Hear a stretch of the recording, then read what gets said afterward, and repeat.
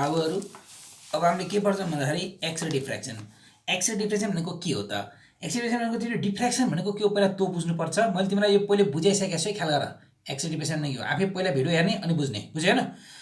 X-ray diffraction the scattering of a x-ray by an atom of a crystal that produces an interference effect so that a diffraction pattern gives the information of the structure of the crystal or identity of a crystalline substance. X-ray diffraction भनेको के हो भन्दाखेरि हैन, एउटा जुन crystal हुन्छ नि, क्रिस्टलमा त तिम्रो एटमहरु हुन्छ। यो क्रिस्टल भएको एटमहरु चाहिँ के गर्छ रे भन्दा एक्सरेलाई के गर्छ रे तिम्रो भन्दाखेरि रिफ्लेक्ट गरिदिन्छ रे। रिफ्लेक्ट स्क्याटर हुने भयो, छराउँछ रे हैन।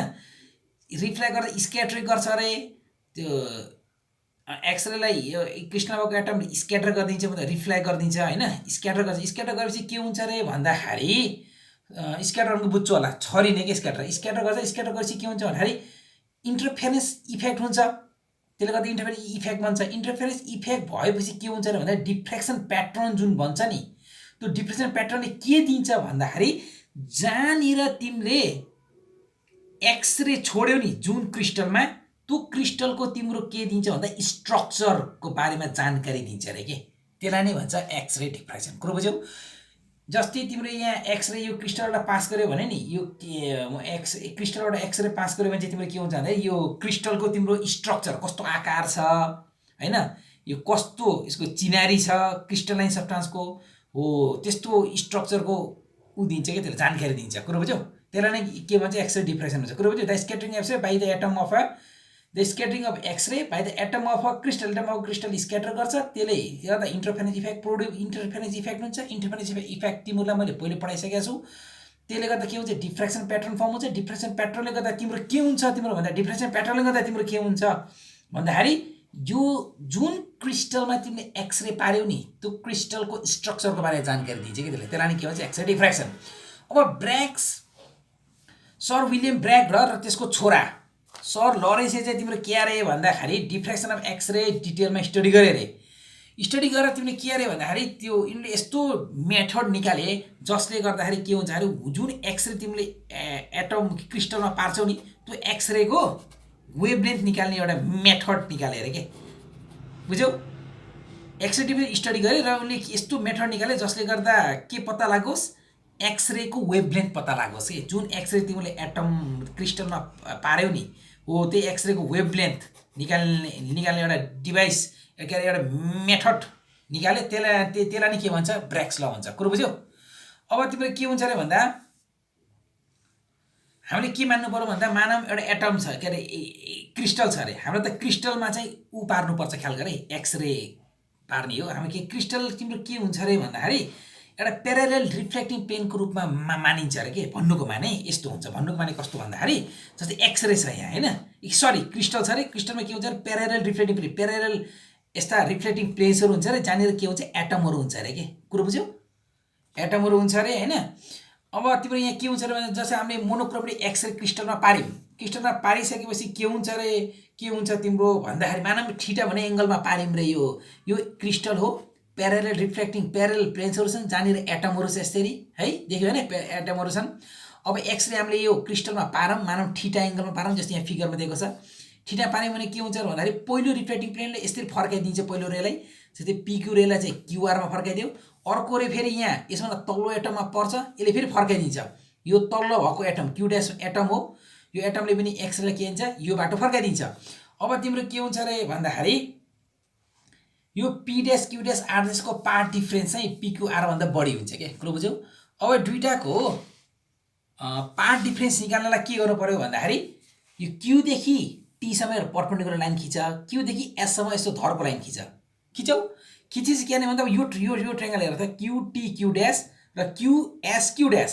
यो ट्रायंगलमा तिमीले यो पहिला क्यूटी क्यू ड्यासबाट गर त sin थीटा इक्वल कति हुन्छ, यहाँ हेर त गर्दैछ sin theta equal T Q dash upon Q dash. sin theta equal perpendicular upon hypotenuse हुन्छ नि त, त्यही फर्मुलाको आउँछ sin theta equal T Q dash upon Q dash.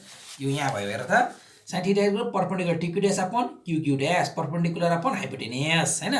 यो ट्रायंगलमा हेर sin थीटा इक्वल पर्पेन्डिकुलर कति हुने भयो साइन्टिफिक पर्पेन्डिकुलर भनेको चाहिँ क्यू ड्यास एस वा Q dash S upon Q Q dash यो ट्रायंगल हेर त scientifically Q Q dash S upon perpendicular upon hypotenuse Q Q dash हैन ए यसरी के यहाँबाट गर्ने sin theta is equal to perpendicular upon hypotenuse अब फेरि यो triangle Liga sin theta is equal to perpendicular upon hypotenuse सिक्ने कुरो बुझ्यौ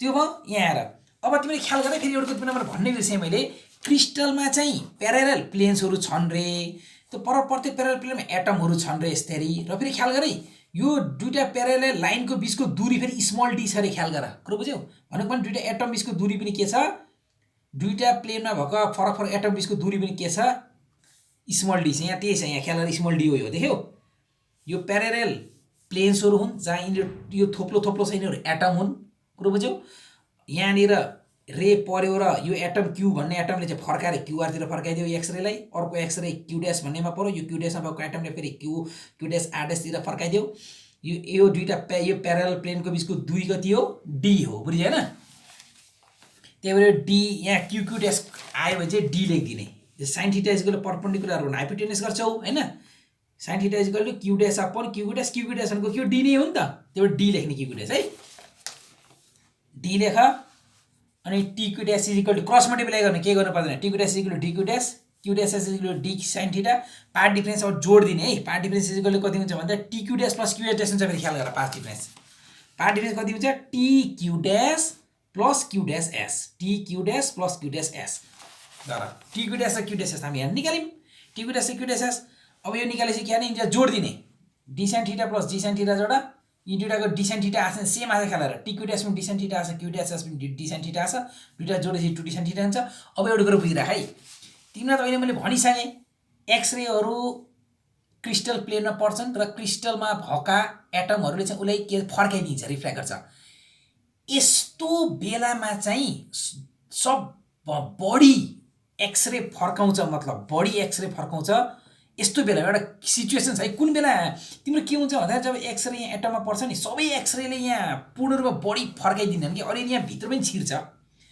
तर कस्तो बेलामा एकदम बडी रे बडी एक्सरे एटमले फर्काउँछ थाहा छ कस्तो बेलामा भन्दा जुन बेलामा पार्ट डिफरेन्स जुन हामीले निकाल्यौं t q dash plus q dash s जुन बेलामा पार्ट डिफरेन्स चाहिँ के हुन्छ n lambda हुन्छ भन्नुको माने जब पार्ट डिफरेन्स n lambda हुन्छ नि त्यो बेलामा चाहिँ के हुन्छ रे भन्दाखेरि त्यो बेलामा चाहिँ x यो क्रिस्टलमा भएका एटमले चाहिँ एक्सरेलाई बडी रिफ्लेक्ट गर्छ के बडी फर्काइदिन्छ उतैपट्टि कुरो बुझ्यौ त्यही भएर भने इंग्लिशमा यहाँ the intensity of the reflected beam at certain angle will be maximum when path difference is equal to n lambda यस्तो बेलामा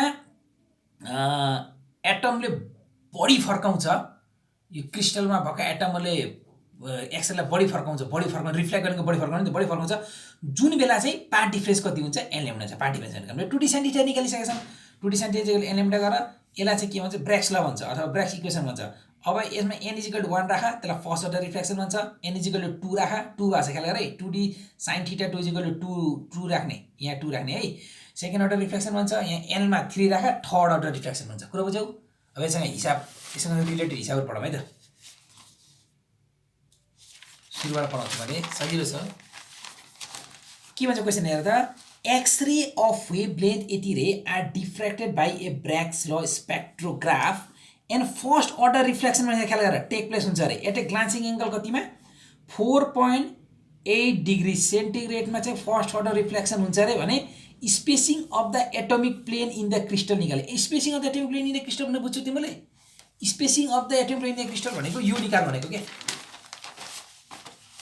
यो जुन प्यारलल प्लेनहरु छ नि सानो एटमहरु छन् देखाछौ हो यो एटम यो बीचको दूरी निकाल्ने के यो अनि spacing of the atomic plane in the crystal atomic plane बीचको स्पेसिङ कति छ र त स्मल डी छैन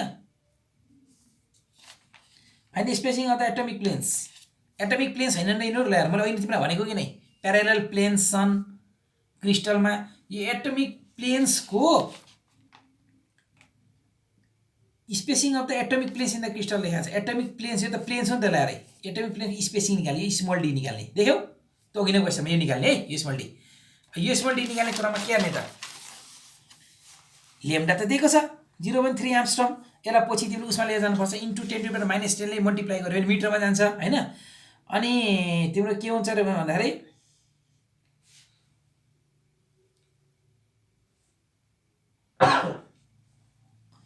तिम्रो यसले फेरि एउटा कुरो भनिदिएछ ख्याल गर, फर्स्ट अर्डर रिफ्लेक्सन हुन्छ रे। कुन बेला फर्स्ट अर्डर रिफ्लेक्सन हुन्छ रे? जुन बेला एङ्गल 4.8 डिग्री हुन्छ। 4.8 डिग्री हुने बेलामा चाहिँ के हुन्छ? First order reflection. First order reflection भनेपछि तिमीलाई मैले के भनेको थिएँ यहाँ एकचोटि हेर त। फर्स्ट अर्डर रिफ्लेक्सनलाई के हुन्छ भनेको थिएँ मैले यहाँ हेर त। यहाँ फर्स्ट अर्डर रिफ्लेक्सनलाई n = 1 हुन्छ भने होइन मैले। सेकेन्ड अर्डर रिफ्लेक्सनलाई n = 2 हुन्छ। थर्ड अर्डर रिफ्लेक्सनलाई n = 3 हुन्छ। मैले लेखेको छु कि यहाँ 3 लेखेको छु, थर्ड अर्डर रिफ्लेक्सन। त्यो ख्याल गरे फेरि। अब यो फर्मुला लगाएर वहाँ राख्नुपर्छ, 2d sin θ = n λ फर्मुला राख्ने है। अब हामीले के गर्छौँ? 2d sin θ = n λ गर्छौँ। तर क्वेसनमा त के भनेछ भन्दा अलरेडी फर्स्ट अर्डर रिफ्लेक्सन भनेछ, ख्याल गर। बुझ्यौ? किनकि फर्स्ट अर्डर रिफ्लेक्सन चाहिँ यो एङ्गलमा हुन्छ भने 4.8 डिग्री। फर्स्ट अर्डर रिफ्लेक्सन भनेपछि n = 1 राख्नु पर्यो। 2d sin θ = n λ, उनीको फर्मुला राख्ने, n = 1 राख्ने, λ = 0.36 इन्टु 10⁻10 ने मल्टिप्लाई गराइ आर्मस्ट्रङलाई मिटरमा लानुपर्छ। 2d sin यति राख, d = आयो एटमिक प्लेन बिचको दूरी आयो नि, यो d के आयो? यो आयो एटमिक प्लेन बिचको दूरी आयो, मतलब यो आयो। ल हेरै बुझ्यौ नि हैन? अब अर्को क्वेसन हेर त, सजिलो छ केही छैन यो। The spacing of atomic planes in a crystal, atomic plane in crystal is यति रे, and when monochromatic beam of x rays incident on them at a glancing angle of 5 degree रे a first order image is produce हुन्छ रे। Calculate the wavelength गरे, what is the glancing angle for the second order image भने हेर त कति सहिले छ केही छैन। The spacing of atomic plane in a crystal is यति। स्पेसिङ दिएको छ ख्याल गर, जुन अहिले मैले गराएको थिएँ नि यस्तो यस्तो रिफ्लेक्सन गर्ने गराएको थिएँ कि यस्तो यस्तो यस्तो गरेको भएको थियो कि होइन हेर त। अहिले फिगरमा चाहिँ हो यो दुईटा बिचको स्पेसिङ दिएको छ, डी चाहिँ दिएको छ यहाँ ख्याल गर। डी चाहिँ दिएको रहेछ 1.1 × 10⁻⁻⁰ आर्मस्ट्रङमा उसमा लैजानु पर्छ जहिले पनि ख्याल गर। तर यहाँ चाहिँ मिटरमा दिएको रहेछ already. Spacing of atomic plane यति हुन्छ र and when monochromatic X-ray incident, यदि मोनोक्रोमेटिक एक्सरे इन्सिडेन्ट हुन्छ भने यहाँनिर हैन एट ए ग्लान्स एंगल कति 5 डिग्री पनि दिएको छ ख्याल गर। 5 डिग्री दिएको रहेछ।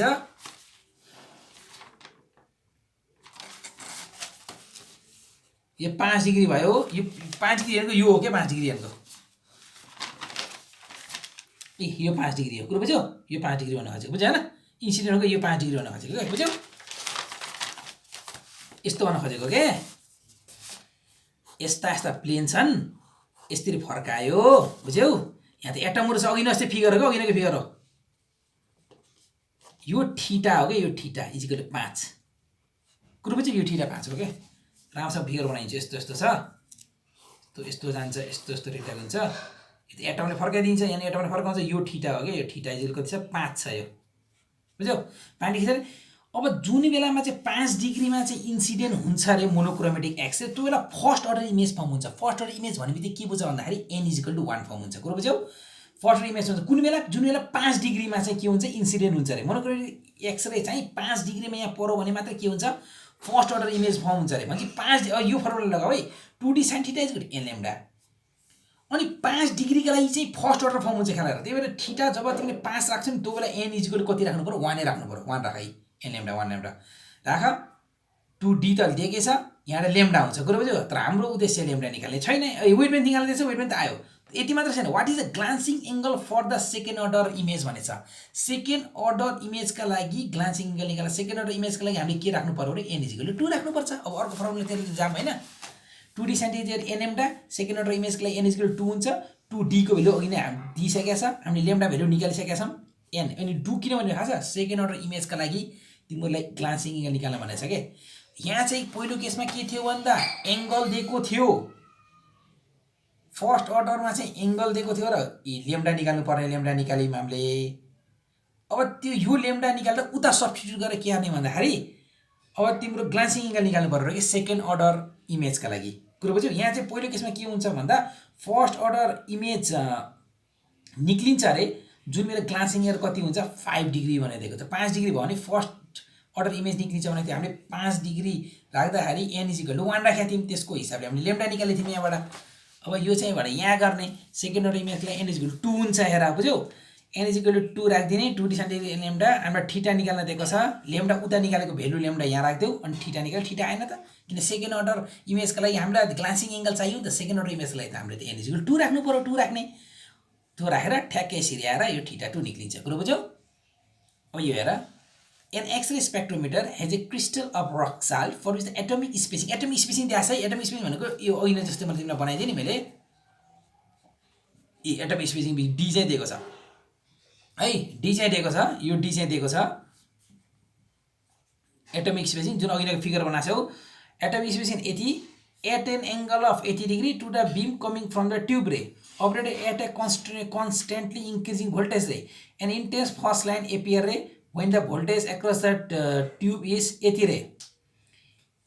ख्याल गर है, यहाँ के भने थाहा छ क्वेसनमा, an x-ray spectrometer has a crystal rock of salt छ रे for which atomic spacing is 0.2.82 एमसँग एटोमिक स्पेसिङ दिएको छ। ख्याल राख, म तिमीलाई भनिसकेँ है, यो अघि नै जुन फर्काउने काम गरेको थियो नि, यो दुईटा बिचको लाइनको डी दिएको छ, एटोमिक स्पेसिङ दिएको छ।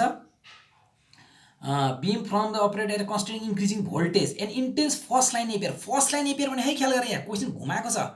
तिमीले हामीले first order reflection, second order reflection भनेर पढ्यो। फर्स्ट अर्डर लाइन भनेको नि फर्स्ट अर्डर रिफ्लेक्सन हो, ख्याल गर। फर्स्ट